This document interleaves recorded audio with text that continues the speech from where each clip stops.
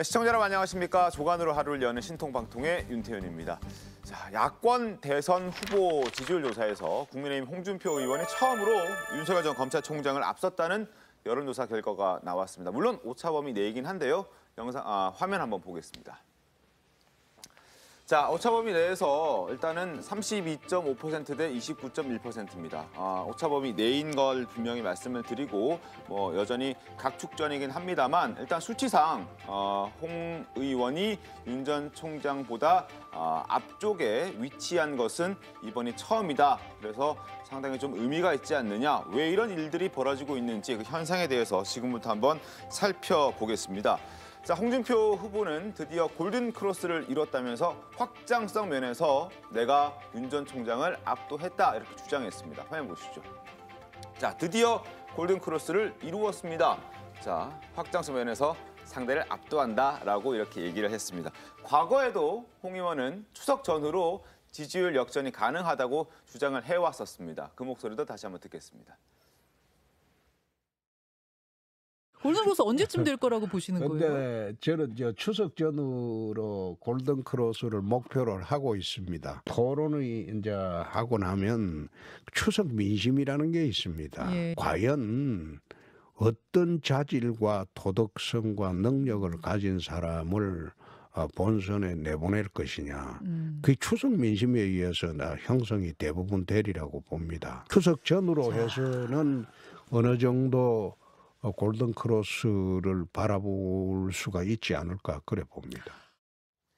자, 추석이 아직 한 2주 정도 남았습니다. 좀 다소 이른감이 있긴 한데 어쨌든 홍 의원의 주장대로 지금 골든크로스가 이루어진 것 같다는 얘기가 나오는데 정말 뒤집혔습니다. 어떻게 좀 보셨습니까, 김경진 의원님? 글쎄요, 근데 저게 뒤집혔다기보다도 범야권 주자만을 한정해서 여론조사를 했을 때 지금 저 수치가 나온 거고요. 그렇습니다, 그렇습니다. 이제 전체 이 대권 후보를 가지고 여론조사를 하면 여전히 지금 윤석열 후보가 홍준표 후보보다도 월등히 지금 앞서는 수치고, 네. 특히 가령 가상 양자 대결, 윤석열 대 이재명, 네. 또 윤석열 대 이낙연 이렇게 했을 때는 다 윤석열이 이기는 것으로 나옵니다. 근데 홍준표 대 이재명 하면 이재명이 이기는 것으로 나오고, 홍준표 대 이낙연 약간 지금 애매한 이런 상태이기 때문에 저거는 지금 범야권만 한정해서 본 수치다. 지금 일단 그 얘기를 먼저 시청자들께 드리겠고요. 네.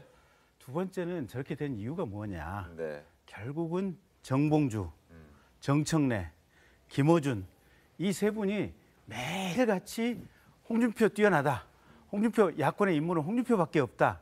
이제 같은 얘기를 반복해서 하고 있거든요. 그래서 진보 진영의 유튜브라든지 네. 김어준 방송이라든지 이런 데 계속해서 출연시키고 있어서 사실은 진보 진영의 스피커들을 통해서 진보 진영의 인사들에게 네. 당신이 만약에 여론조사와 관련돼서 전화를 받게 되면 무조건 홍준표다라고 하는 의식을 부지불식간에 심어주고 있고, 그래서 실제로 아까 이제 저 수치를 가지고 이제 분석해본 그 내부 이제 좀 더 상세하게 한 자료를 보면 열린우리당 지지자들 같은 경우, 열린민주당 지지자들. 그렇죠. 열린민주당 지지자들 같은 경우 거의 49%가 지금 홍준표 지지거든요. 보면. 그렇습니다. 지금 화면 다시 한번 좀 보여주시겠습니까? 바로 지금 보시는 저 부분인데 국민의힘 대선 후보 적합도에서 홍준표 후보를 지지한 층들 중에서 더불어민주당 지지층이 37.4%가 있었고, 그리고 방금 얘기해 주신 대로 열린민주당 지지층이 49.4%나 된다는 조사 결과가 나왔죠. 저 부분 지적하시는 거죠? 예, 그래서 근데 그 열린민주당이 지금 최강욱 의원이라든지 김우겸 의원이라든지 이런 분들 계시는 소속된 정당 아니겠습니까? 그러니까 이게 민주당의 반개 정당이면서도 사실은 더 극렬한 지금 반개 정당이거든요, 보면. 그러다 보니까 저쪽에서 결국은 이 여론 역선택을 견인해가는 측면이 있어서 지금 저런 결과가 나왔다, 이렇게 보여집니다. 장윤주 변호사님도 그렇게 보십니까?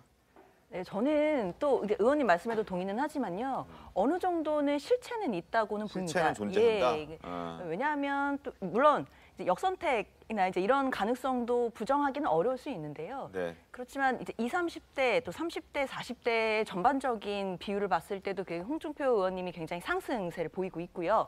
이제 특히 이제 홍준표 의원 같은 경우는 그동안 이제 막말, 꼰대 이미지가 강했지만 네. 또 뒤집어서 생각해 보면 뭐 유시민 이사장이나 뭐 이런 분들과 시원한 토론하는 모습 이게 이제 20, 30대들에겐 굉장히 어필이 될 수 있거든요. 이제 소통하는 정치인의 모습인데 그런 모습들이 지금 이제 야당의 이제 제1 후보라고 하는 이제 윤석열 총장과 이제 비교해 본다면 약간 소통의 면에서는 좀 더 강점이 있기 때문에 저는 이 지지율이 그냥 무조건 실체가 없다라고 보기에는 좀 어려워 보입니다. 김경진 의원님 보시기에 지금 이 변호사님의 말씀도 혹시 여권에서 지금 주장하고 있는 결과 비슷하다라고 생각하십니까? 뭐 일단 이제 여권에서는 이제 그런 전제로 네. 밖으로 보여지고 싶겠죠. 네. 근데 이제 분명한 것은 저희 뭐 윤석열 후보도 부족한 점은 분명히 있기 때문에 특히 아까 저 신문에 나왔듯이 2030 같은 경우는 사실은 야권을 지지하고 있는 층에서도 홍준표 후보 지지가 센 것은 분명한 것 같아요. 네. 수치적으로 보면. 그래서 2030이라든지 이런 부분은 우리가 분명히 좀 집중을 더 해야겠다. 우리 부족한 점을 좀 보완을 해야겠다. 이런 생각하고 있습니다. 알겠습니다. 어쨌든 뭐 역선택의 덕을 본 측면도 없지는 않은 것 같습니다만 지금 뭐 얘기 나왔던 대로 홍준표 후보 역시 젊은 층들이 자신을 지지하고 자기를 지지하고 있다고 이렇게 얘기를 하고 있습니다. 직접 목소리 들어보겠습니다. 무야홍. 그런데 그거는 제가 만든 말이 아니고 인터넷에서 네. 젊은 세대에서 유포되는 말입니다. 며칠 전에 들었어요. 며칠 전에 들었는데 무조건 야당 후보는 홍준표다. 막 그 뜻인 모양입니다. 자, 무야홍 화면 보면서 다시 한번 설명드리겠습니다. 자, 홍 후보가 이야기하는 무야홍은 이런 겁니다. 무조건 야권의 후보는 홍준표다. 여기서 무야홍을 따서 이제 무야홍이라는 단어가 이제 신조어가 줄임말이 등장을 하는 건데 물론 홍 후보가 만든 것은 아니고 이제 인터넷상에서 돌아다니는 그런 이야기인데 자, 어떻습니까? 30대지 않습니까? 네. 실제 지지하십니까? 뭐 저는 개인적으로는 뭐 지지를 하지는 않습니다만은 네. 지금 저 무야홍이라는 말이 나온 모 인터넷 커뮤니티가 있습니다. 그 인터넷 커뮤니티가 그 이준석 대표의 강한 그 지지층들이 모여 있는 카페 그 인터넷 커뮤니티거든요. 네. 이 지지하는 성향들이 좀 비슷한 면이 있습니다. 이제 이준석 대표와 홍준표 후보를 좀 비교를 해보면 어떤 게 있냐면 상대방에 대해서 거침없이 이야기를 한다. 네. 속 시원하게 이야기를 잘한다. 둘 다 말씀을 잘하시는 분이기 때문에. 네. 그다음에 또 이런 것도 하나 있습니다. 그 과거에 이 홍준표 의원이 페미니즘 관련된 이야기를 하면서 네. 페미니즘보다는 휴머니즘이다라는 식으로 사실 페미니즘 이슈에 대해서 정면으로 이야기하지 않고 휴머니즘이라는 말로 바꿔서 이야기를 했었거든요. 그러니까 나는 페미니즘 자체를 뭐 중요하게 생각하지 않는다라는 메시지를 은연중에 던졌던 것이고 이준석 대표가 지난 당대표가 되는 과정도 우리가 생각해 보면 그 페미니즘 이슈와 관련된 문제들, 젠더 이슈와 관련된 문제로 굉장히 큰 화제들을 많이 불러일으키면서 여론들이 시끌시끌하게 만들었지 않습니까? 그런 면에 있어서 이준석 대표와 홍준표 후보는 사실 정치적으로 비슷한 스탠스들을 많이 보여주는 그 경향성들이 좀 있고 그렇다 보니까 이준석 대표를 지지하는 20대, 30대 남성층들이 홍준표 의원에게 지지를 보내는 그런 현상들을 좀 발견할 수가 그건 있습니다. 실체가 있다는 말씀이신가요? 그렇죠. 적어도 20대, 30대 남성들 가운데서는 홍준표 의원을 실제로 지지하는 면이 있습니다. 그래서 장현주 변호사님 말씀하신 대로 그 정도 이제 실체는 분명히 있는 것이고 다만 이 20대, 30대 남성들만 투표하는 것이 아니고 그렇죠. 40대, 50대, 60대, 그다음에 20대, 30대 여성들까지 확장해서 본다 그러면 실제로 역선택의 우려들이 굉장히 많이 보인다. 왜냐하면 우리가 지지율만 딱 봐서 그렇지만 결국에는 1대1 가상 대결에서 네. 결국 이 사람들은 민주당을 투표하는 방식으로 지지층이 이탈이 됩니다. 투표는 결국 지지는 홍준표를 하지만 투표는 민주당에 하겠다. 이런 경향성들을 분명히 보여주고 있거든요. 그렇기 때문에 이제 소위 말하는 역선택의 가능성이 분명히 홍준표 후보에게는 있는 것이고 다만 20대, 30대 남성들 가운데서 특히 이준석 대표를 지지하는 강한 코어층 가운데서는 홍준표 의원을 지지하는 세력들이 실제로 있다. 이것을 부인하기는 어려울 것 같습니다. 알겠습니다. 설주환 변호사님은 어떻게 이 현상 좀 보십니까? 네, 실제 홍준표 의원이 이제 26년간 정치를 해오지 않았습니까? 네. 그만큼 실력이 어느 정도는 축적돼 있다는 정치인으로 볼 수가 있겠죠. 지금의 현상을 충분히 이용할 수도 있고 네. 또 지난 대선을 치르면서 또 본인이 한번 대선 후보로서 역할을 한번 했던 적도 있죠. 예. 있죠. 그렇기 때문에 어느 정도 지금 여유가 또 생겼단 말입니다. 지난 대선은 어찌 보면 지금의 야당에게 굉장히 어려운 선거였었고 그때는 네. 자기가 진짜 어려운 집에 맏아들 같은 역할을 했단 말입니까? 그때 자기가 그런 어려움 속에서도 그 어려운 집안을 이고 지내왔기 때문에 지금에 와서는 오히려 그런 여유를 또 다시 찾을 수 있고 지금의 어떤 또 그와 반대되는 윤석열이라는 후보가 급조된 후보라는 어떤 느낌. 그렇지만 자기는 굉장히 오랫동안 정치를 해오면서 정책과 또 정치적인 실력이 쌓여 있다는 느낌을 줄 수가 있는 것이거든요. 그런 면에서 그러한 여유라는 것들이 어떠한 또 젊은 세대에게는 어떤 어필될 수 있고 또 그런 현상이 밈이라는 현상이죠. 무야홍이란 말이. 그래서 지금의 이러한 그 홍준표의 현상까지 이어진 것 같습니다. 알겠습니다. 어쨌거나 홍준표 후보는 뭐 그러면서 이런 얘기도 합니다. 윤석열 후보의 약점을 거론하면서 젊은 층에게 약세를 보이고 있다. 이런 점들을 지금 부각하고 있는데 그 목소리도 한번 들어보겠습니다. 본선을 하려면 20, 30대, 40대 계층의 지지를 받지 않고는 본선을 할 수가 없어요.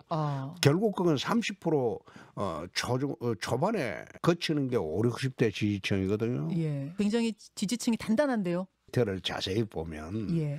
5, 60대입니다. 5, 60대 TK입니다. 국민의힘 지지층의 사람들이 한 50% 정도가 윤 후보한테 가 있기 때문에 그러기 때문에 지금 1등을 유지하고 있는 겁니다. 그런데 그게 무너지면 바로 무너집니다. 자, 실제로 윤석열 후보는 지지율에 뭐 신경 쓰지 않는다. 그리고 홍준표 후보의 상승세 관련해서도 좀 말을 아끼는 그런 상황입니다. 지지율에 대해서 너무 예민하게 신경 쓰는 것은 국민의 부름을 받아 나온 정치인으로서 취할 그런 자세는 아니다라고 생각을 한다. 그도 그럴 것이 여유도 있습니다. 윤 전 총장 아직까지는 실제로 국민의힘 지지층 응답자로 이제 한정을 했을 경우에 역선택 논란되는 부분들을 싹 드러내면 여전히 홍준표 후보보다 상당히 많이 앞서고 있는 그런 상황입니다. 53.2% 대 27.2%, 2배 가까이 지금 여유 있게 윤 전 총장이 국민의힘 지지층 내부에서는 여전히 지지세가 굉장히 높다는 걸 확인할 수 있기 때문에 굳이 홍준표 후보에 대한 저런 언급에 굳이 또 반박하거나 그러지는 않고 지금은 자중하고 있는 모습인 것 같습니다. 그런데 이제 이 골든크로스가 과연 일시적 현상일지 아니면 어쨌든 뭐 역선택 논란도 있고 여러 가지 이유들이 있고 뭐 실체가 있다는 말씀도 나오긴 하지만 이어질지 이 부분은 좀 한번 살펴봐야 될 것 같은데 김재섭 위원 보시기에는 이어질 것 같습니까? 아니면 뭐 중간에 뭐 멈출 것 같습니까? 일단 뭐 상승세가 무서운 것은 사실이지만요. 우리가 그 국민의힘의 경선 룰 같은 것도 생각을 하지 않을 수가 없지 않습니까? 네. 지금은 이제 100% 여론조사를 하다 보니까 아까 말씀하신 대로 뭐 열린민주당이라든지 뭐 정의당이라든지 이런 타 정당에서도 홍준표 후보를 지지하는 모양새들 좀 보여주고 있는데요. 네. 우리 그 국민의힘의 컷오프, 1차 컷오프, 2차 컷오프에는 당원 비율이 점점 늘어납니다. 최종 투표에서는 당원 비율이 50%까지 올라가기 5대5죠. 때문에 네. 50%까지 올라가기 때문에 실제로 당 지지율이 높은 윤석열 후보의 그 지지율을 꺾기 굉장히 힘든 사실 구조로 되어 있습니다. 일단 컷오프 결과 자체가요. 그 다음에 아까 전에 20대, 30대 남성들이라고 제가 말씀을 드렸는데 반면으로 여성 지지율을 보면 또 굉장히 떨어지는 것도 사실입니다. 국민의힘 후보 전체가 여성 지지율이 좀 약한 모습을 보여주고 있는 것이 사실이지만 홍준표 후보 같은 경우에 특히 이제 여성들의 지지율이 좀 약한 편이 사실이거든요. 그런 면에 있어서 사실 이 타 정당, 특히 민주당 강성 지지층들이 모여있는 정당의 지지를 받고 있다는 점, 그다음 20대, 30대 남성들한테 좀 그 강한 코어층들이 갇혀 있다는 점, 그리고 세 번째로 국민의힘 경선 룰 자체가 앞으로 당원 비중이 점점 늘어난다는 점에 있어서 지금 100% 여론조사로만 결과가 나온 지금 저 여론조사가 사실 앞으로도 더 이어지기는 굉장히 좀 어려운 구조다라고 말씀을 드릴 수가 있을 것 같습니다. 알겠습니다. 그래도 좀 뭐 어떻게 될지 모르는 거 아니겠습니까? 지금 뭐 역선택 논란이 있지만 그것으로 인해서 국민의힘 지지층들도 혹시 홍준표 후보가 또 가능성이 있는 것인가라고 생각할 수도 있는 거잖아요. 그래서 지지율이 더 올라갈 수도 있는 거잖아요. 그러니까 이제 물론 그럴 수는 있는데 아까 저 국민의힘 지지층을 가지고 봤던 여론조사 수치가 56대 27 정도 아니겠습니까? 근데 53대 27. 53대 27. 네. 근데 저게 국민의힘에 한정된 게 아니고, 그러니까 물어볼 때 당신 정권 교체를 바라십니까? 바라지 않습니까? 바라지 않는다고 하시는 분들은 네. 결국은 민주당 후보나 범여권 후보를 위해서 투표를 하실 분이고, 정권 교체를 바란다고 한다면 결국은 범야권 후보를 네. 위해서 하실 분인데, 그 정권 교체를 바란다고 하는 사람의 어떻게 보면 투표 지지 비율도 저 수치하고 거의 비슷합니다. 그렇다고 친다면 사실은 홍준표 후보가 지금 본인이 골든 크로스를 이루었다, 또 나의 어떤 상승세는 놀랍다, 뭐 중도층까지 흡수할 수 있는 가능성이 있다라고 표현은 그렇게 하지만 실제에 있어서는 상대방 측 표를 끌어올 수 있는 동력은 거의 없는, 그러니까 일종의 허상에 불과한 불꽃놀이가 계속해서 진행되고 있는 이런 상황이기 때문에 저 불꽃놀이가 일시적으로 뭐 일정 기간은 갈 수는 있겠지만 네. 실제 마지막 순간에 후보 선택이라는 이런 과정에 있어서는 아무런 어떤 역할을 하지 못할 것이다, 이렇게 보고 있습니다. 알겠습니다. 상황 한번 끝까지 한번 지켜보도록 하겠고, 이러한 상황들을 이제 정리해 줄 수 있는 것들도 아마 여러 가지 요인들이 있겠지만 경선 룰도 여기에 이제 포함되지 않을까 싶습니다.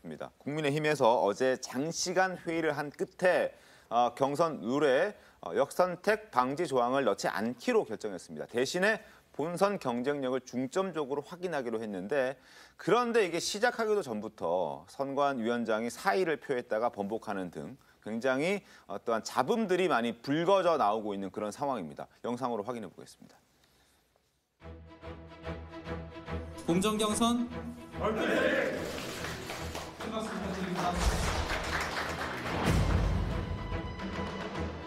당 대표로서 매우 유감입니다.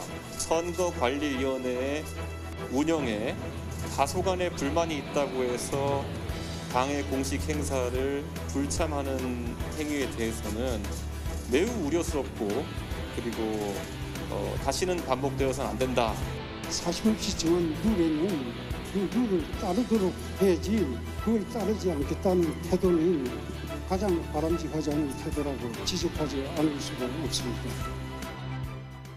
자, 공정 경선 서약 행사에 나온 후보들, 역시 불참한 후보들을 향해서 비판의 목소리를 내고 있습니다. 후보들의 목소리도 들어보겠습니다.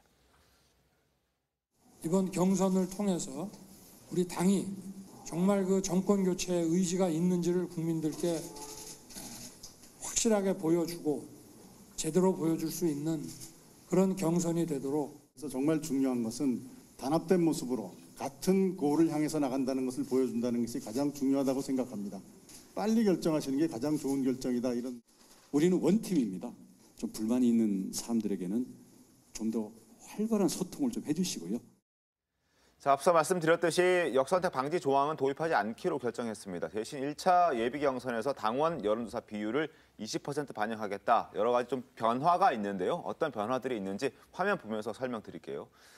자, 국민의힘 대선 후보 경선 일정입니다. 일단 9월 15일 1차 경선 발표에는 8명이 선출이 되는데 국민 여론조사가 100%였습니다. 당초. 하지만 이번에 바뀐 내용은 당원 투표 20%가 포함이 됐습니다. 결국 국민 여론조사는 100%에서 80%로 다소 줄어들고, 그 줄어든 만큼 당원 투표가 포함이 됐습니다. 2차 경선은 똑같습니다. 변화된 게 없고, 3차 본경선 같은 경우에는 뭐 본선 경쟁력을 묻는 방식으로 좀 진행을 하겠다. 그러니까 이렇게 4명을 쭉 나열해 놓고 누가 더 적합한가, 누가 더 좋아 보이냐라는 질문을 하기보다는 이 후보 한 명 한 명당, 그리고 상대 당 후보가 10월 10일, 민주당은 10월 10일에 결정이 되기 때문에 그때 결정되고 난 다음에 1대1로 매칭을 시켜서 질문을 하겠다라는 겁니다. 그렇게 되면은 일단 역선택 방지 조항을 넣지 않더라도 우리 당을 지지하는 사람과 지지하지 않는 사람들의 어떤 그 안 좋은 점들, 이런 것들 걸러내지지 않을까라고 해서 이제 저렇게 절충안을 만들어냈는데, 여기에 대해서는 장유진 변호사님, 어떻게 절충안에 대해서는 좋게 보이십니까? 어떻습니까? 저는 뭐 한마디로 이제 고육지책으로 보이고요. 고육지책? 조금 더 세게 말씀드리면 사실 이제 경선 룰 자체가 좀 누더기가 된 거죠. 누더기가 됐다. 네, 그러니까 어떤 경선이든 간에 공천 과정에서 룰은 가장 중요한 거거든요. 네. 이제 여당 같은 경우에는 그 경선 룰 자체가 작년에 이미 세팅이 돼서 경선 룰에 대한 잡음 자체는 전혀 없는 상태인데, 사실은 이제 국민의힘 같은 경우에는 경선 룰에 대해서 지금까지 잡음이 계속 있어 왔고 네. 지금 어쩔 수 없이 이제 고육지책 격으로 마무리는 되긴 됐지만 사실 이제 3차 본경선에도 또 본선 경쟁력을 묻는단 말이죠. 이제 네. 그 부분은 어느 정도는 역성태 방지 조항의 효과를 또 나타낼 수도 있고 그러면 또 이제 그 캠프별로 이해관계에 따라 이제 또 잡음이 불러올 있을 수도 있다. 수도 있죠. 그렇지만 이제 공식적으로 잡음을 내기에는 굉장히 어려운 판이 됐습니다. 예. 그렇지만은 속으로는 좀 서운한 마음이나 또 여러 가지 안 좋은 생각들이 들 수 있기 때문에 경선 룰 자체는 이제는 더 이상 잡음이 안 생기도록 하는 것이 이제 그 국민의힘 지지자들을 위한 이제 방안이라고 생각이 듭니다. 누더기다 또 뭔가 죄송합니다. 그렇게 비판적으로 그냥 표현하셨는데 김재섭 의원 개인적인 보시기에 생각. 저는 이제 그렇습니다. 이게 선거 관리 룰이라고 하는 것이 후보들 간의 합의가 있으면 변경을 할 수가 있게 되는 것이죠. 다만 후보들 간의 동의가 이루어지지 않은 상황에서 예를 들면 경선준비위원이나 아니면 선관위에서 일방적으로 룰들을 바꾼다고 하면 당연히 이제 논란이 있을 수밖에 없고 최근에 있었던 그 정홍원 위원장과 그 선관위에 불러졌던 논란 같은 경우에는 네. 어떤 각 후보들의 입장들이 조금 다르다 보니까 선관위가 일방적으로 이끌어가는 것이 뭐 적절치 않다 비판들을 한 것 같은데 사실 여러 가지 비판들을 수용을 하고 가장 우리가 본선에서 이길 수 있는 경쟁력을 갖추는 후보를 뽑기 위해서 어떻게 해야 되느냐라는 치열한 고민 끝에 다른 후보들의 동의를 얻은 상태에서 사실 저런 룰 변경이 있었던 거기 때문에 저것을 뭐 누더기라고 보긴 좀 어려울 것 같고요. 오히려 변화되는 정치 환경 속에서 더 적합한 후보를 뽑아내기 위한 과정으로서의 선관위의 노력으로 저는 봐야 될 것 같고 네. 후보가 굉장히 많지 않습니까? 그리고 여권과 달리 이제 우리 당 같은 경우에는 굉장히 여러 명의 후보들이 사실 엎치락뒤치락하면서 굉장히 치열하게 경쟁들을 하고 있는 상황이기 때문에 네. 룰 하나하나가 훨씬 더 예민할 수밖에 없습니다. 민주당에 비해서. 그렇다 보니까 선관 입장에서도 많은 후보와 치열한 경쟁, 부담스러울 수밖에 없고 다양한 후보의 이야기를 듣고 끊임없이 더 좋은 후보를 뽑아내기 위하고 그 모든 후보들이 납득할 수 있는 그런 여론조사를 만들기 위한 어떤 노력이기 때문에 저는 지금 나온 합의안이 괜찮다고 생각해요. 다른 후보들도 다 동의를 하고 있는 상황이고 훨씬 더 좋은 여론조사 결과를 만들어낼 수 있다고 생각이 돼서 네. 저렇게 본선 경쟁력을 최종 컷오프 때 넣은 것은 굉장히 좋은 아니다라고 저는 그렇게 생각합니다. 불만은 최대한 좀 잠재우고 그리고 우려가 됐던 어떤 역선택에 대한 그런 우려도 좀 불식시킬 수 있는 그런 방법이다라고 당내에서는 생각하는 것 같습니다. 그러면 이제 캠프의 입장에서는 후보들은 다 받아들입니까? 일단 윤 전 총장은 받아들이기로 했습니다. 받아들였죠. 네. 저희 입장에서는 조금 아쉬운 대목은 있어요. 그러니까 원래 주장했던 대로 역선택 방지 조항이 들어갔어야 되는 것이 아니냐. 사실은 표 안 찍을 사람 여론조사에 반영을 하면 그게 도대체 무슨 의미가 있겠느냐라는 아쉬움은 있는데 어쨌든 경선관리위원회에서 저렇게 결정을 했다고 하시니 받아들일 수밖에 없다라고 저희는 생각을 하고 있고요. 네. 유승민 후보라든지 대부분 후보들이 다 받아들였는데 지금 홍준표 후보만 안 받아들이고 계시거든요. 그것도 저희들 입장에서 조금 비판적인 시각을 가지고 있습니다. 알겠습니다. 홍 의원도 뭐 조만간 금년간의 입장을 내겠죠. 수용을 하는지 안 하는지 한번 지켜보겠고요. 그 설주환 변호사님 보시기에는 지금 이렇게 좀 내용을 좀 가라앉히려고 하는 국민의힘의 모습인데 당 밖에서 보셨을 때는 이 내용이 좀 가라앉겠습니까? 아니면 좀 다시 또 불거질 가능성이 있겠습니까? 네, 아직 불씨는 잔존한 것 같습니다. 왜 그러냐면 지금 뭐 1, 2차 경선에서의 룰은 별로 뭐 서로 후보들 간에 큰 결정적인 것은 아니기 때문에 신경 쓰지 않겠지만은 가장 마지막 3차 경선에서의 본경선에서 지금 본선 경쟁력이 추가가 됐다는 말입니다. 근데 그것이 이 경쟁력과 적합도는 굉장히 그 기준에 따라서 그 결과치가 달라지거든요. 그렇기 때문에 나중에 그것을 어떻게 반영을 할 것인가에 대해서도 분명히 그 당시에 가서 분명히 이 말이 서로 캠프 간의 이해득실에 따라서 말이 나올 거기 때문에 아직까지는 제가 봤을 때 이 불이 완전히 진압됐다라고 보기에는 조금 이른 감이 없지 않아 있습니다. 알겠습니다. 본선 경쟁력을 묻는 그 마지막 본경선의 설문조사 방식에서 아마 또 어떤 불협화음이 터져 나올 수도 있다는 우려가 있는 것도 사실이긴 합니다. 어쨌든 한번 지켜보도록 하겠고 그리고 지금부터는 민주당 소식 볼 텐데요. 민주당도 본선 경쟁력 그리고 당선 가능성에 지금 방점을 찍고 있습니다. 지난 주말 충청권 순회 경선이 있었는데요. 박빙일 것이라는 당초 예상과 달리 이재명 지사가 압도적인 승리를 거뒀습니다. 결과부터 확인해 보겠습니다. 더불어민주당 충청권 경선 누적 득표율입니다. 보시는 것처럼 이재명 지사가 54.72%. 당초 굉장히 박빙일 것으로, 그리고 이재명 지사를 위협할 수도 있지 않겠냐라고 기대했던 이낙연 전 대표의 득표율은 28.19%. 더블 스코어가 났습니다. 그래서 일단 이재명 지사는 생각지도 못한 득표율에 깜짝 놀랐다라고 입장을 밝혔고, 이낙연 전 대표는 다시 한번 힘을 내서 달려보겠다라는 입장을 내고 있지만 양측 캠프의 분위기는 완전 다릅니다. 자, 관련해서 신문 보겠습니다.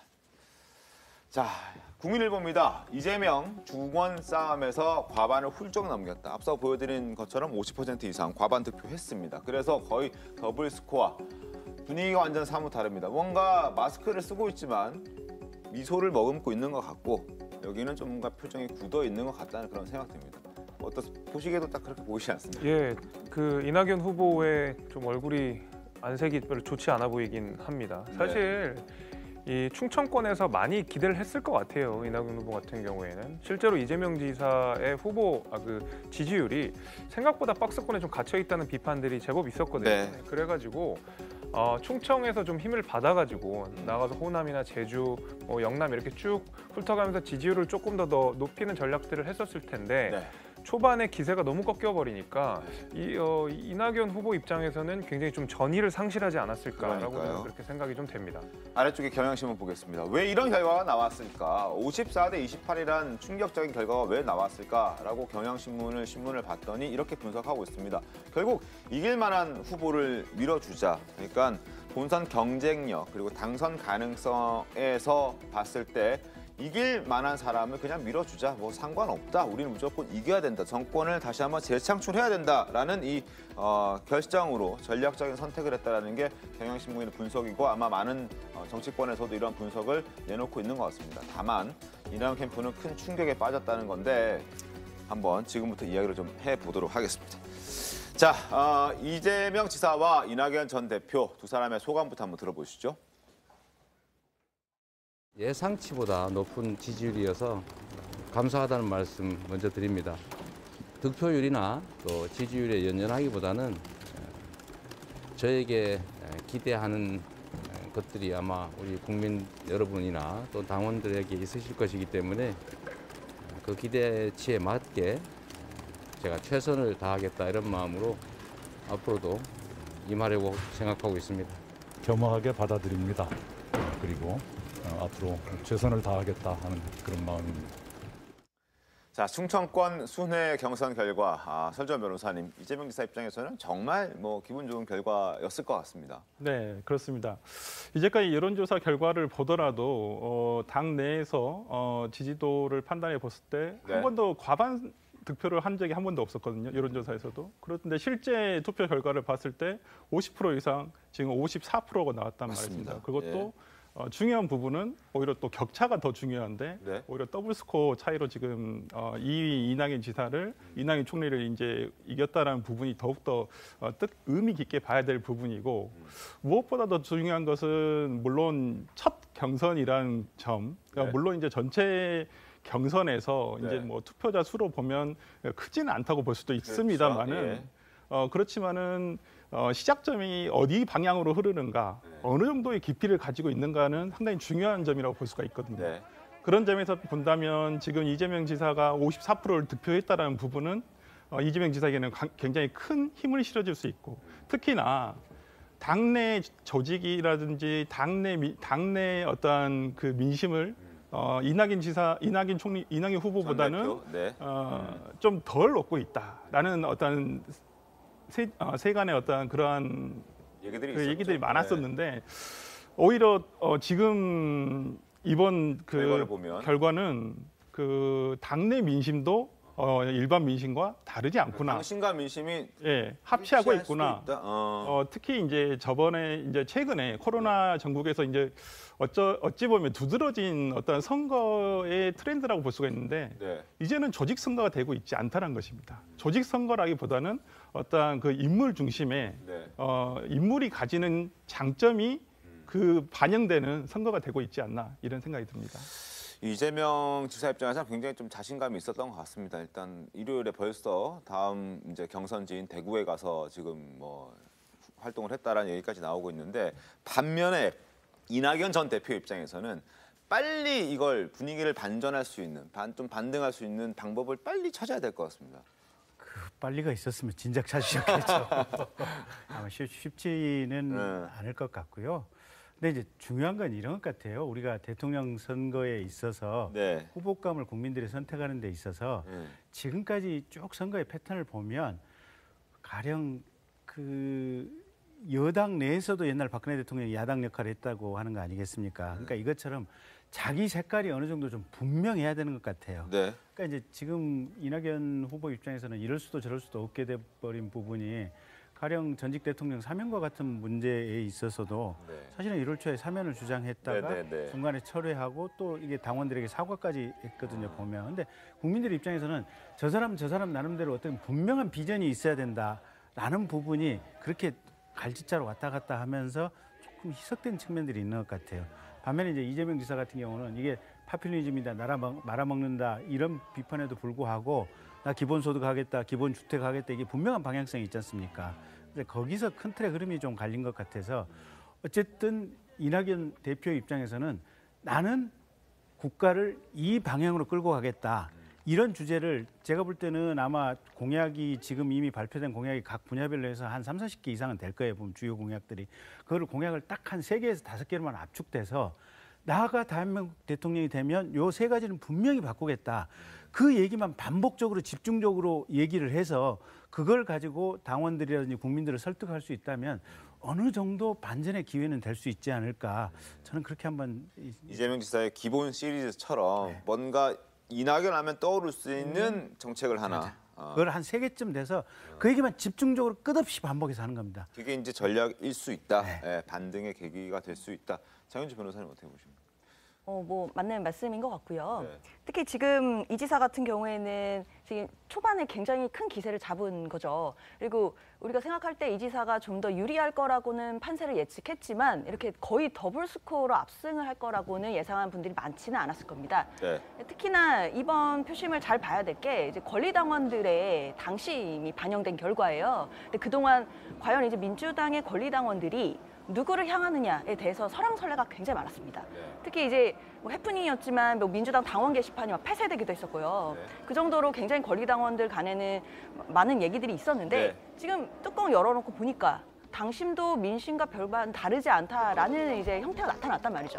그럼 이제 11일에 잡혀있는 대구 경북, 그다음 12일에 강원, 그다음에 12일에는 우리 슈퍼위크라고 해가지고 국민과 일반 당원들의 표심이 나오게 되는데 그렇습니다. 그때도 만약에 지금과 비슷한 상황이 된다면 사실 이제 본선 직행도 가능한 상황으로 보입니다. 그렇죠. 결선 없이 할 수도 있다라는 얘기인데 그러면 이제 궁금한 것은 반 이재명 전선의 단일화 뭐 이런 부분은 우리가 어떻게 좀 예상을 해봐야 되겠습니까? 사실상 단일화 논의는 이제 시큰둥해질 수밖에는 없을 것 같습니다. 너무나 격차가 커서. 일단은 거의 더블 스코어가 나왔기 때문에 물론 앞으로 이제 과정들이 남아 있지만 이번 첫 번째 과정에서 이게 권리당원의 당심이 보였다는 것 자체가 이제 추격하고 있는 후보들 입장에서는 단일화를 해도 이게 과반을 이미 넘어가는 상태라면 의미가 있나라는 생각이 들 수 있거든요. 그래서 이제 만약에 이제 이번 주로 예정돼 있는 11일, 12일 슈퍼위크 때 비슷한 결과가 나온다면 조금 대세가 굳어질 수도 있을 것 같습니다. 그래서 그런지 뭐 정세균 전 총리라든지 다른 박용진 후보 등등도 끝까지 완주하겠다는 입장을 좀 내놓고 있는 것 같습니다. 어쨌든 지금 이재명 지사의 충청의 여세가 굉장한데 이 여세를 몰아서 11일 대구 경북, 12일 강원 순회 경선, 그리고 12일 결과가 발표되는 1차 시민선거인단 경선에서 승부를 짓겠다는 계획까지 세운 것 같습니다. 화면 보시죠. 자, 대략적인 경선의 일정입니다. 민주당의 후보 경선 일정인데요. 뭐 쭉 보시는 거 중요하지만 1차 슈퍼위크, 2차 슈퍼위크, 3차 슈퍼위크. 그래서 결론적으로는 10월 10일에 후보가 결정이 됩니다. 그리고 이낙연 전 대표의 입장에서는 충청을 시작으로 뭔가 분위기를 만들어서 분명히 본경선에 가서 여기서 한번 역전을 해보겠다는 계획을 세웠었는데 이미 1차 충청권에서 과반을 지금 이재명 지사가 훌쩍 넘겨서 차지를 해버렸기 때문에 거기에도 전선에 약간 문제가 생긴 것 같고 그것 때문에 단일화 과정에서도 여러 가지 어려움이 발생할 수 있을 것 같다는 생각도 듭니다. 어쨌든 지금과 같은 분위기면 최대 경선 변수는 호남 지역이 이제 거기서 아마 승부가 나지 않을까 싶은데 여기에 좀 전략이 있습니까? 이재명 지사 측에서는? 이제 호남 경선이 9월 25일 날 네. 이제 첫 번째로 이루어지는데 지금 1차 슈퍼위크가 9월 12일 날 이루어지고 그렇죠. 그다음에 9월 18일 날 그 다음 주가 이제 추석 연휴가 끼어 있습니다. 네. 그래서 그때는 이제 또 경선이 없어요. 그리고 9월 16일에 지금 광주 전남 합동 토론회가 있고 네. 그 주에 또 추석 연휴가 있고 네. 그 다음 주에 이제 광주 전남 북 이제 그 합동 경선이 그렇습니다. 있습니다. 25, 26 이틀 동안. 그렇기 때문에 지금 어찌 보면 지금 이 광주 전남북 경선이 전체 경선에서 허리 역할에 해당합니다.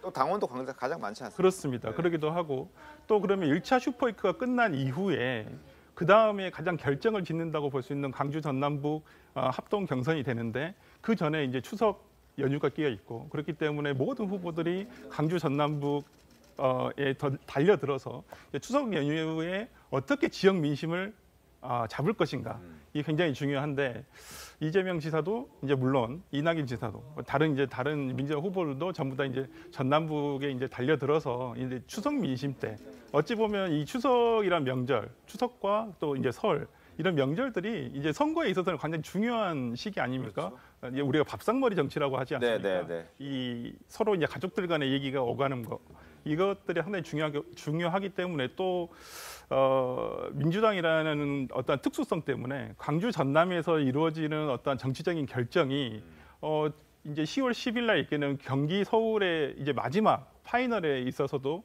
어찌 보면 서울로 올라오는 어떤 정치적인 의사를 또 결정할 수 있는 또 중요한 역할을 할 수 있거든요. 그렇기 때문에 이번 추석 연휴와 그다음에 이런 광주 전남에서의 선거 결과가 가장 중요한 것 같습니다. 알겠습니다. 일단 호남까지는 안 간다는 게 이재명 지사의 계획이고 호남에서 뒤집겠다는 게 이낙연 전 대표의 계획인 것 같은데 어떻게 흘러갈지 한번 지켜보도록 하겠고 근데 아직 뭐 끝난 게 아니죠. 첫 번째 그 순회 경선 결과만 나왔을 뿐입니다. 아직까지 200만 당원이라고 지금 민주당에서는 얘기를 하고 있는데 그중에 아주 조금 이제만 한 마라톤으로 치면은 42.195 중에 한 5km 정도 뛴 거거든요. 이제 아직까지 레이스가 많이 남아 있습니다. 그래서 이제 결과를 단정 지을 수는 없는데 이 지사의 경우에는 뭐 본인을 둘러싼 논란들이 상당히 많기 때문에 이걸 또 잘 극복해야 되는 과제도 있습니다.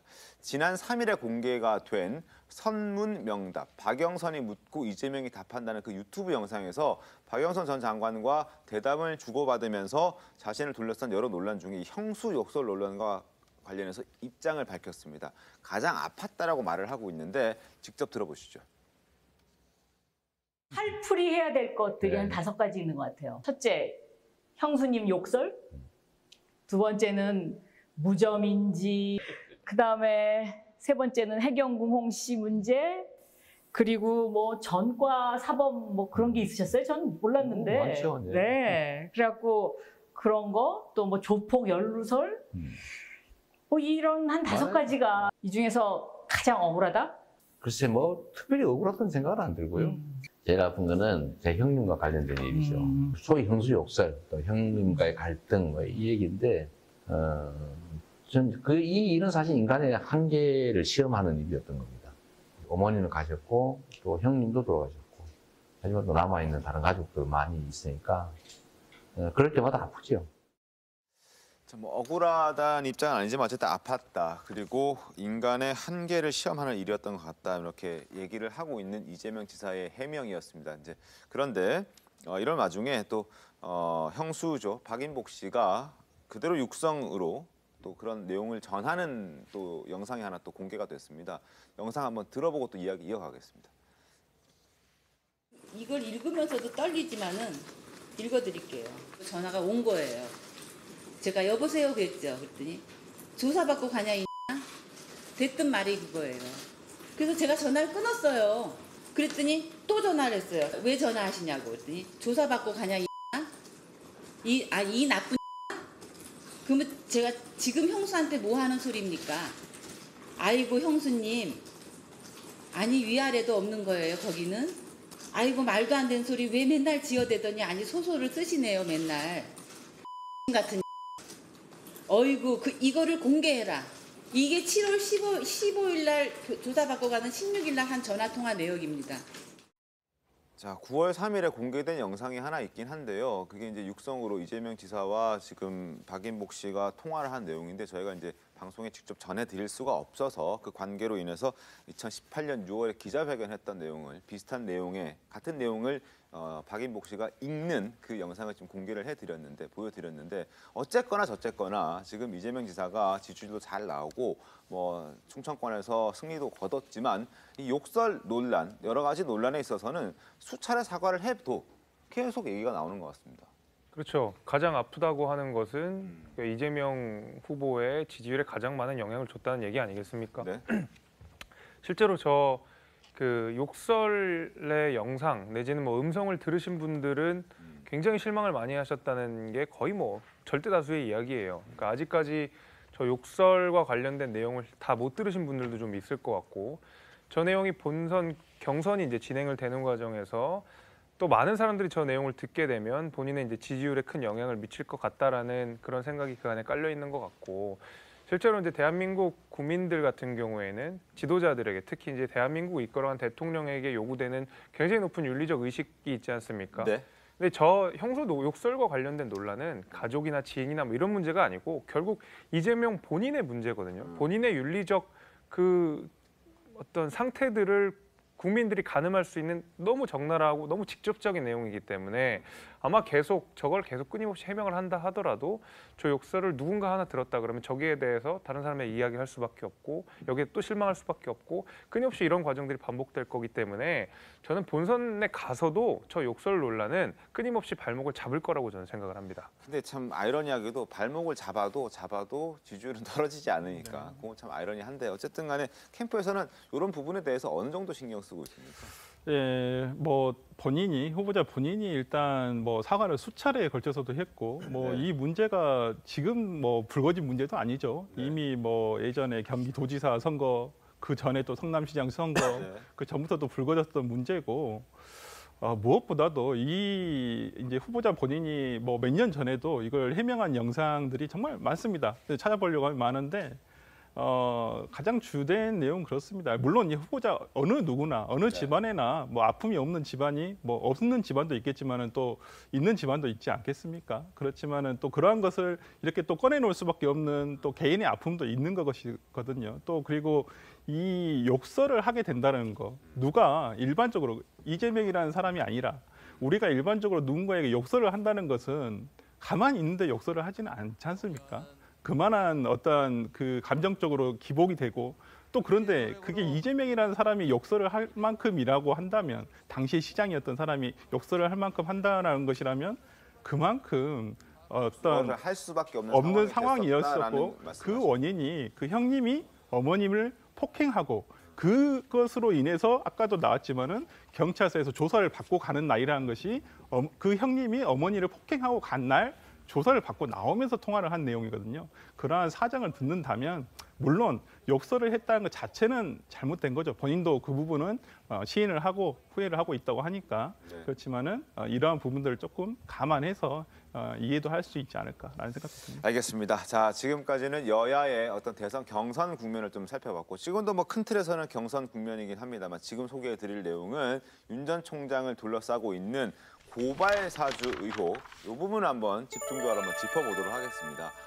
오늘 오후 국회 법사위에서는 윤 전 총장의 고발 사주 의혹을 두고 치열한 공방이 예상되고 있습니다. 쟁점은 무엇인지 또 관련 영상 보고 이야기 나눠보도록 하겠습니다. 고발하면 뭐합니까? 뭐 어이가 없는 얘기고 상식에 비추어서 판단해 주시길 바라겠습니다. 윤석열 게이트 사건이 발생했습니다. 누가 보더라도 100% 윤석열의 지시에 이루어진 것으로 검찰 측의 감찰 결과나 언론 측의 그 파악된 사실을 확인하는 것입니다. 국회 법사위 소집에 필요한 절차를 밟겠습니다. 윤석열 전 총장을 비롯한 모든 의혹의 당사자들 출석시켜 여건이 저급한 정치 공작이 또다시 부활했습니다. 김웅 의원 같은 경우는 제보자가 단연코 아닙니다. 미래통합당 측, 지금 국민의힘 측 사람인 건 맞아요.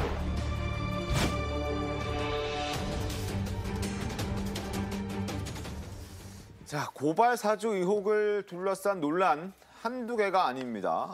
지금 최초 제보자가 누구냐? 이것도 지금 관건이고, 또 고발장이 당에 전달이 된 건 또 맞느냐? 또 고발장을 작성한 게 과연 손준성 검사가 또 이건 맞느냐? 뭐 여러 가지 굉장히 복잡하게 흘러가고 있는 그런 상황인데요. 그러더니 이제 미스터리라는 말까지 등장하고 있는 그런 상황입니다.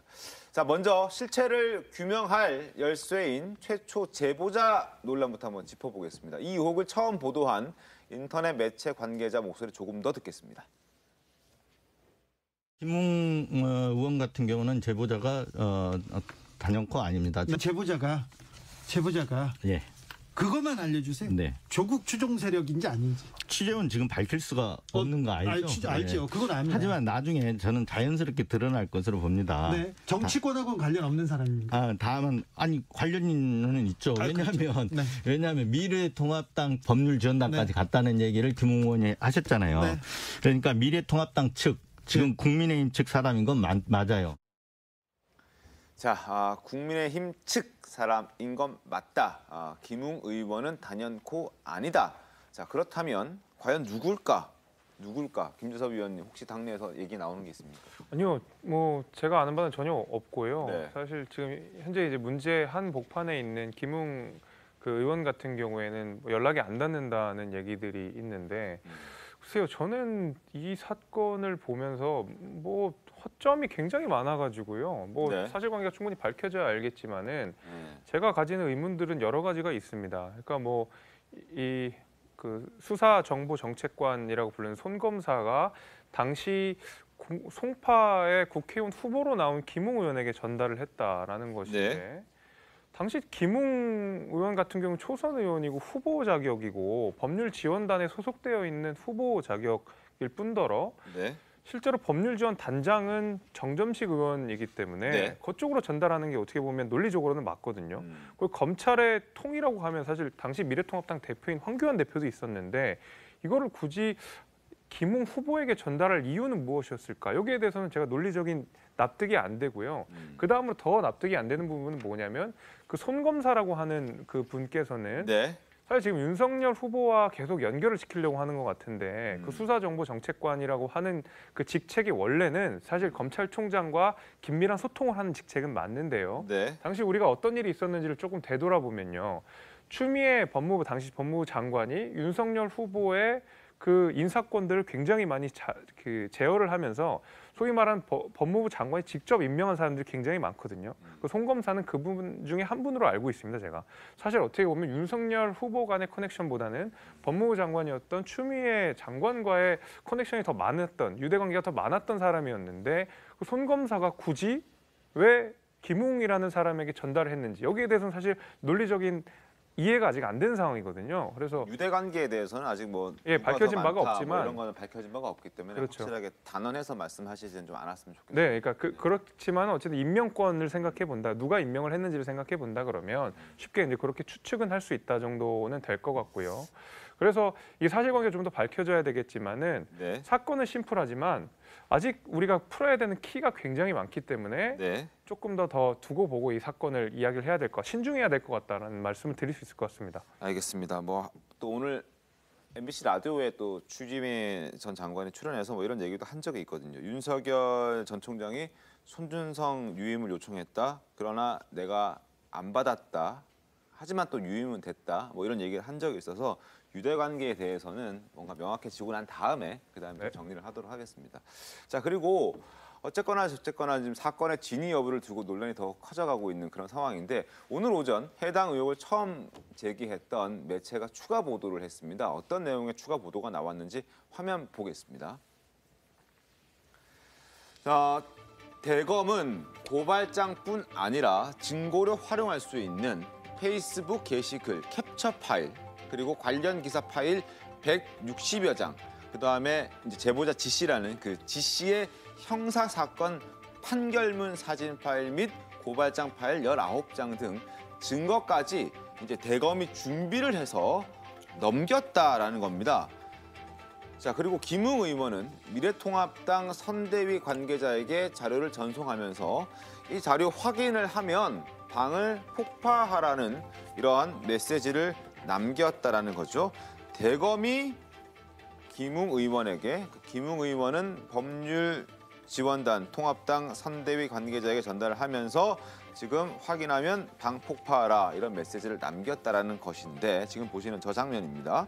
그런데 여기에 대해서 이제 또 손준성 검사가 입장을 또 하나 밝혀서 바로 좀 이어서 소개해드리겠습니다.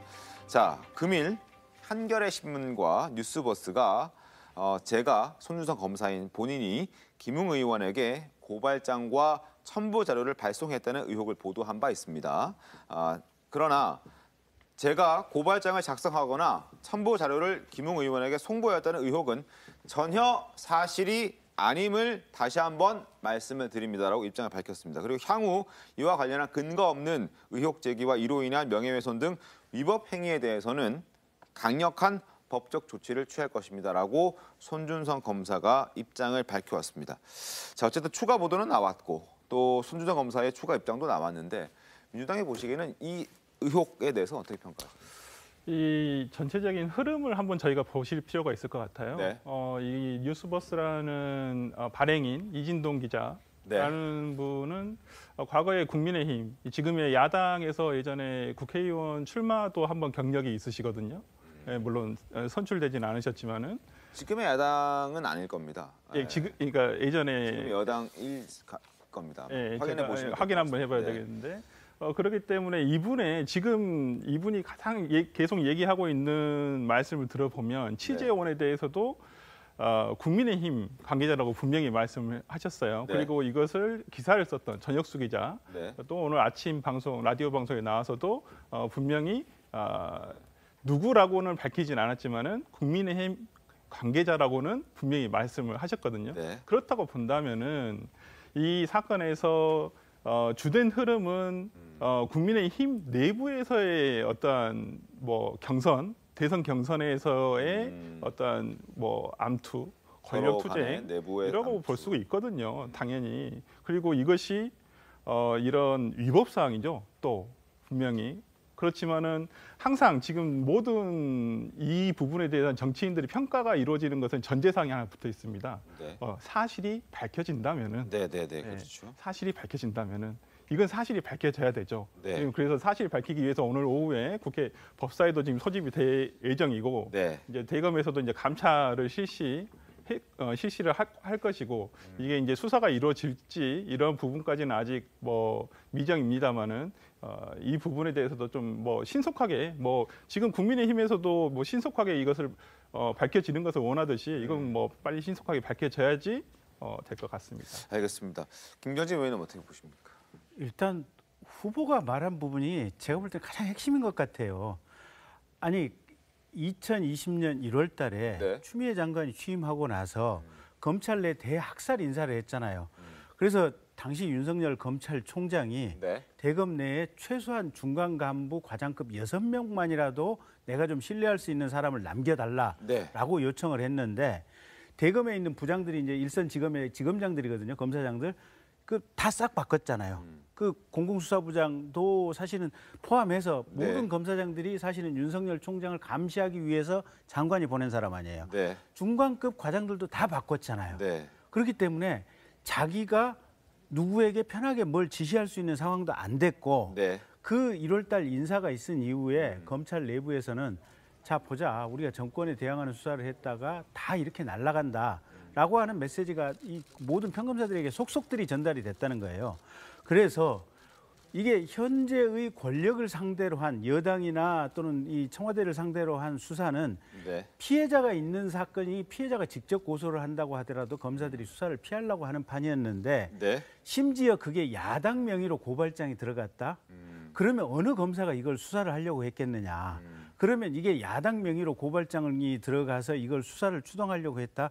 이건 당시의 상황적 맥락이 말이 안 된다라는 거고 저게 지금 뉴스버스 보도에 의하면 4월 3일하고 4월 8일 날 지금 고소장이 접수가 근데 선거가 4월 15일이었잖아요. 맞습니다. 그러면 사실은 대검찰청에 만약에 저거 고소장이 접수도 안 됐기 때문에 실은 이게 실체가 없는 사건이긴 하지만 4월 3일 날 그대로 접수를 했다라고 대검찰청에 접수가 됐다고 하더라도 이게 대검에서 중앙지검으로 이첩이 가야 될 거고 중앙지검에서 담당 검사 지정을 하고 그것만 해도 선거일 4월 15일을 훌쩍 넘기게 된다. 그러면 저걸 선거에 활용하려고 했던 이 전제 자체가 말이 안 된다라고 하는 것이 지금 윤석열 후보자 본인의 그때 당시에 총장으로서 분위기 맥락을 얘기하는 거거든요. 저는 그것처럼 진실을 얘기하는 게 없다고 봅니다. 알겠습니다. 그래서 나머지 지금 저런 증거 자료라고 하는 것들은 조금만 조작을 하면 얼마든지 가능한 부분이거든요. 그래서 저거는 사실은 국회에서 논란을 해야 될 게 아니고 디지털 포렌식을 통해서 오늘도 지금 손준성 지금 검사가 저거 그런 얘기가 아예 없다고 지금 얘기를 하고 있지 않습니까? 네. 그러면 저 받았다고 하는 최종적인 저기 국민의힘의 이게 내부 관계자라는 사람, 네. 그 다음에 이 김웅 의원, 네. 그 다음에 손준성 검사 이 사람들의 PC나 핸드폰 디지털 포렌식을 하는 것이 가장 최선이에요. 나머지는 국회에서 떠들어봐야 그냥 뉴스버스 그 기사만 가지고 계속해서 앵무새처럼 반복해가지고 서로가 서로 간에 말만 할 따름에 보면. 그래서 일단 디지털 포렌식을 통해서 진상이 규명돼야 될 부분들이고 네. 문제는 김웅 의원이 전 도대체 무슨 속셈인지 모르겠어요. 이쯤 됐으면 나와서 명확하게 얘기를 해야 돼요. 손준성은 안 보냈다. 김웅 의원은 지금 말이 애매한데 받았을 수도 있는 것처럼 해석될 수 있는 그런 얘기를 하고 있거든요. 그럼 두 사람 사이에 말이 다르잖아요. 네. 그럼 얘기를 해야지.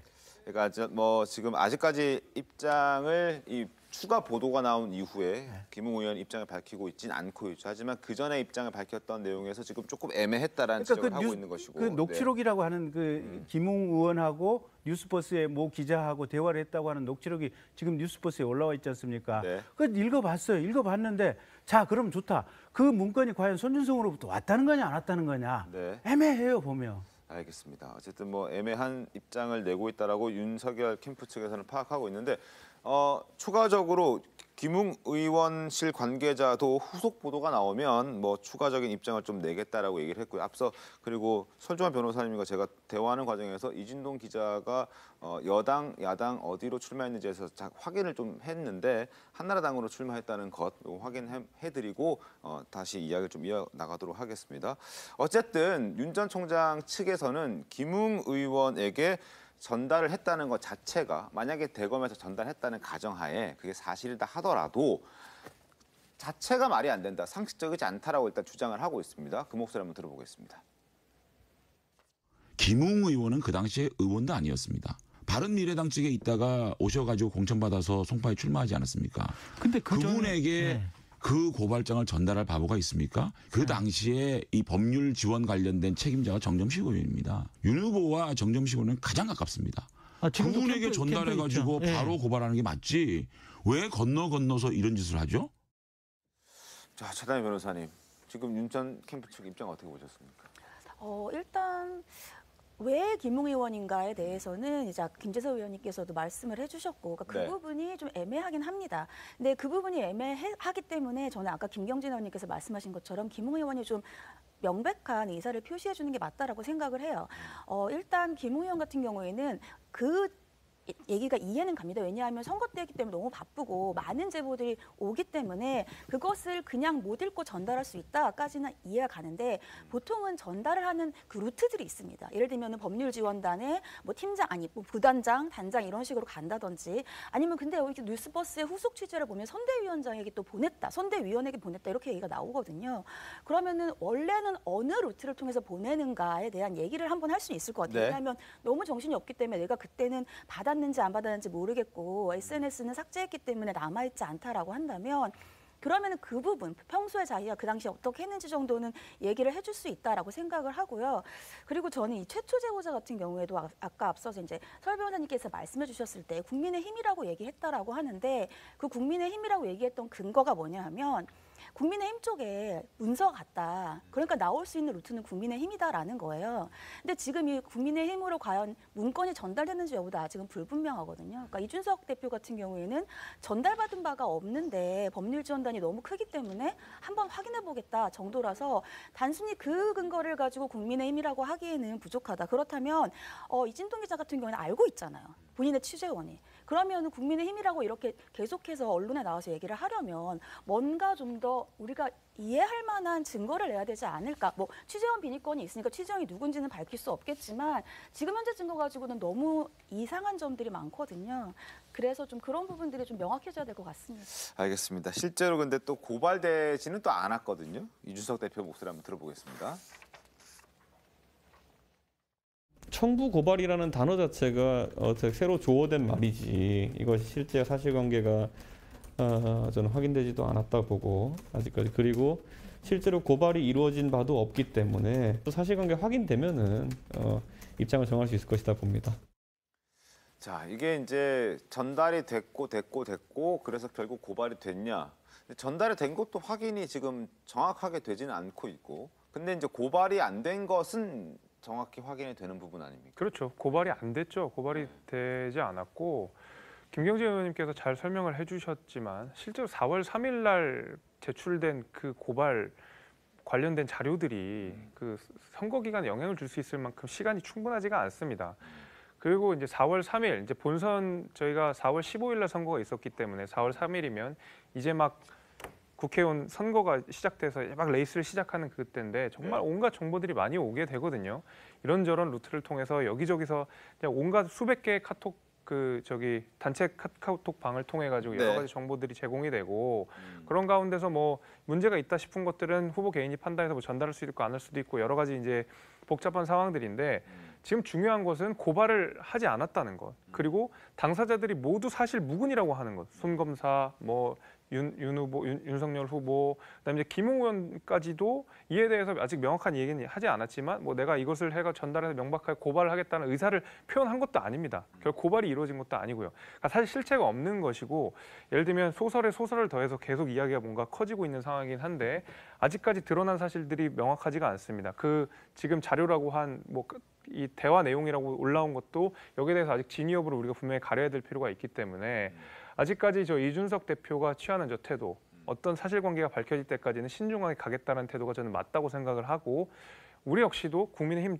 전부 이 역시도 이 부분에 대해서는 굉장히 신중하게 사실관계가 밝혀지기 전까지는 천천히 알아보고 모든 사정을 규명해야 된다는 입장입니다. 근데 이 고발이 안 됐다는 점이 중요한 포인트가 뭐냐면 당 내에서 생각해봤는데 고발할 사건이 아니다 하면 고발 안 하는 거죠. 근데 그래서 안 중요하다는 게 아니라 지금 이 사건의 핵심이 뭐냐면 고발 사주잖아요. 그러면 그 당시에 지금 윤석열 후보 같은 경우에는 어차피 고발을 해봤자 그걸 수사할 상황이 아니었다. 근데 그 앞에 그러니까 수사할 상황이 아닌 거는 검찰 단계 고발되고 난 이후이고요. 근데 그게 아니라 그 앞에 예를 들면 이게 정말 고발 사주라면 그럼 그 당시에 이제 지금 야당에서는 고발을 해줬겠죠. 왜냐하면 고발 사주를 받아서 고발을 한 거니까. 근데 그 전 단계에서부터 이미 고발이 안 됐다는 건 과연 이게 지금 현재 의혹이 제기되고 있는 사주가 맞는 것인가라는 부분에서부터 저는 첫 번째 단계가 막힌다는 생각을 합니다. 결국 사주였다면, 사주 의혹이었다면 뭐 수사가 되든 안 되든 간에 고발까지는 갔을 것인데 고발이 안 됐다는 것은 사주가 아닐 수도 있지 않느냐라는 걸 그러니까 이게 지금 그게 뭐 정치적으로는 되게 목소리는 크고 언론에 이게 심각하게 나오지만 그러니까 판결문 지모 씨의 판결문이 실명 판결문이 유출됐다 이건 뭐 그거는 이제 만약에 검찰발로 나왔다 이러면 개인정보보호법 위반은 될 수 있을 거예요. 근데 그거 말고 그럼 고발을 사주했다라고 하는 것이 실제 고발이 안 이루어졌는데 형법상의 미수범 같은 경우는 미수범 처벌 조항이 있는 범죄만 지금 처벌하도록 돼 있잖아요. 이게 보면. 그러면 이 고발 사주를 했다고 하는 이 범죄처럼 보이는 게 실은 가령 뭐 공수처에서 수사를 한다? 무슨 특검을 한다? 검찰에서 이 자체를 수사를 한다고 했을 때 그럼 무슨 죄명으로 수사를 하죠? 그러니까 고발 사주는 미수죄가 없습니까? 그죠, 변호사님? 직권 남용죄가 될 여지는 있는데 그게 미수 규정이 미수항이 있나요? 한번 확인 한번 해봐야 될 것 같습니다. 그러니까 설사 미수 규정이 있다 하더라도 지금 고발이 된 거잖아요. 그러니까 야당을 이용해서 그 당시에 여당에 관련되어 있는 사람들에게 고발을 해서 선거에 영향을 미치려 한 게 의도라면 그러면 야당이 고발을 해줬어야죠. 근데 그거 자체가 안 돼 있다면 과연 고발 사주라는 게 성립이 될 수 있을 전제가 것인가. 성립이 될 수 있을 것인가. 그러니까 저게 만약에 미수 조항이 없다면 이게 실컷 떠들었지만 실은 검찰에서나 뭐 공수처에서나 수사할 대상이 없는. 근데 이거 하나는 좀 봐야 될 것 같습니다. 그 지금 고발장 지금 이제 그 뉴스버스에서 주장을 한 고발장이라고 주장을 한 내용상에 최강욱 의원이 고발된 게 있어요. 그 후에 선거 후에. 근데 그 고발은 고발 주체가 다르죠. 네, 그때는 이제 미래통합당이 고발을 한 것은 맞습니다.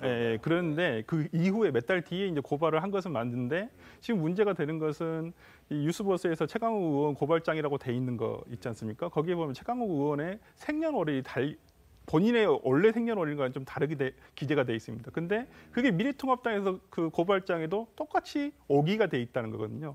똑같이 잘못된 생년월일이 그대로 기재가 돼 있다는 부분이 있어요. 그러니까 물론 지금 뭐 이 고발장 자체의 작성 주체와 또 전달 경위와 전달 여부 이 자체도 지금 명확하지는 않습니다. 그렇지만은 이러한 우리가 지금 이렇게 전달 과정이라든지 어떠한 이 주변의 상황만을 가지고 얘기하는데 이러한 서류라든지 이런 것들을 보고 우리가 확인을 해봐야 되는 부분이 있는데 그런 것들을 좀 봤을 때 조금 의심 가는 정황들은 조금씩은 있는 것 같습니다. 알겠습니다. 어쨌든 뭐 여러 가지 논란들이 있습니다. 불거지고 있는 그런 상황이고 그런데 손준성 검사가 보낸 것으로 표시가 된 그 텔레그램 메시지를 두고도 진위 논란이 불거지고 있습니다. 해당 의혹을 제기한 한 매체 관계자는 텔레그램 메시지를 근거로 기사를 썼다고 밝혔습니다. 그 목소리 들어보시죠.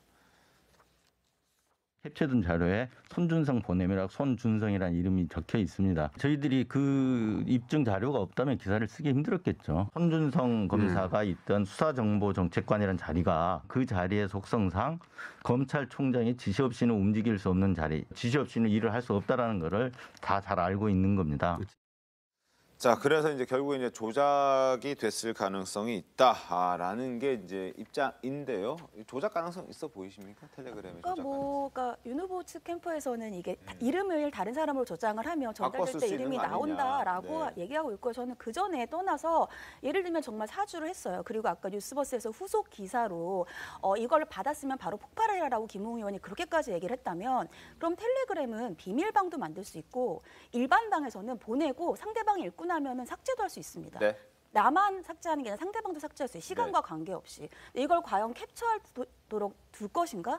저는 그런 부분이 굉장히 읽으면서 의문이었던 부분이라 과연 이것이 그렇게 정말 손준성 검사가 보냈다. 근데 손준성 검사가 보냄이라고 남길 정도의 것을 하면서 이런 사주를 받아서 고발을 진행한다? 저는 이런 부분들이 좀 일반인도 아니고 검사인데 좀 이해가 안 갔던 부분입니다.